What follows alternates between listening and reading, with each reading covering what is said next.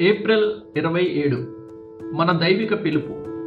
ఒక మనిషి మీద లోకంలోని సంపదలను, గౌరవ మర్యాదలను కుప్పగా పోయండి. అవి అతడిని క్రైస్తవునిగా మార్చలేవు. వాటిని ఒక క్రైస్తవుని మీద పోయండి. అవి అతడిని శ్రేష్టమైన క్రైస్తవునిగా చేయలేవు. మళ్ళీ వాటన్నిటినీ తీసివేయండి. అతడు దిగంబరిగా చేయబడినప్పటికీ అతడు క్రైస్తవునిగానే ఉంటాడు. బహుశా ఇంకా ఉత్తమ క్రైస్తవునిగా మారతాడు. ఒకవేళ సాతాను తన శక్తులన్నింటినీ యథార్థవంతుడైన పరిశుద్ధుని బాహ్య సుఖాలకు విరోధంగా మాత్రమే ఉపయోగిస్తే వాడు అతనికి చేసే నష్టం చాలా తక్కువ.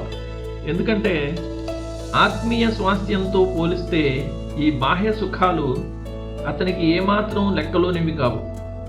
నిజానికి ఒక దొంగ ఒక వ్యక్తిని దిగంబరినిగా చేసి క్రింద పడి ఉన్న అతని బట్టలను కొడితే ఆ వ్యక్తికి ఎంత నష్టం జరుగుతుందో, ఒక క్రైస్తవుని లోక సంబంధమైన ఆస్తిపాస్తులపై సాతాను దాడి చేసినప్పుడు జరిగే నష్టం కూడా అంతే. పరిశుద్ధుని హృదయంలో కృప బలంగా ఉన్నంత వరకు అతడు లోక విషయాల పట్ల తన ఆశను చంపుకుని ఉంటాడు. కాబట్టి సాతాను కన్నేసిన అసలైన దోపుడు సొమ్ము క్రైస్తవుని పరలోక సంపదలే. అవే అతని స్వభావం, అతని వృత్తి మరియు అతని నిరీక్షణలు.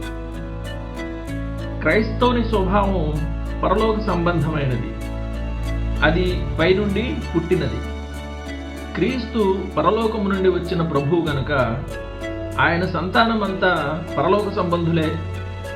నీలో ఉన్న క్రీస్తు పరిశుద్ధత సాతానుకు తన పూర్వస్థితిని గుర్తు చేస్తుంది. వాడు పరిశుద్ధత అనే సౌందర్యాన్ని శాశ్వతంగా కోల్పోయాడు. అందుకే ఒక నిజమైన భ్రష్టుని వలె ఆ పరిశుద్ధతను నీలో నాశనం చేయడానికి వాడు నిరంతరం ప్రయత్నిస్తుంటాడు. నీ ఆత్మ మీద దేవుడు తన పరిశుద్ధత అనే ముద్రను వేస్తాడు. ఈ సౌందర్య గుణమే మనలను దేవుని పోలికలోకి ఎక్కువగా తీసుకుని వస్తుంది. తన స్పష్టమైన పోలిక తన బిడ్డలో ప్రతిబింబించాలని దేవుడు ఎంతో ఆశిస్తున్నాడు. అలాగే ఆయన నిజమైన బిడ్డలు కూడా ఆయన వలె ఉండాలని తప్పిస్తారు. ఇది తెలిసిన సాతాను ఆ దైవిక ప్రతిమను వికృతం చేయడానికి అలసట లేకుండా పనిచేస్తున్నాడు.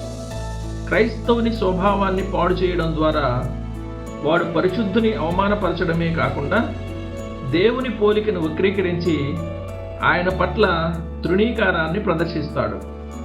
మనల్ని దేవుని వలె ఉంచే ఆ గుణాన్ని నాశనం చేయ చూసే ఈ శత్రువుకు విరోధంగా పోరాడడానికి మన ప్రాణాలను సైతం పణంగా పెట్టడం యోగ్యమైనదే కదా.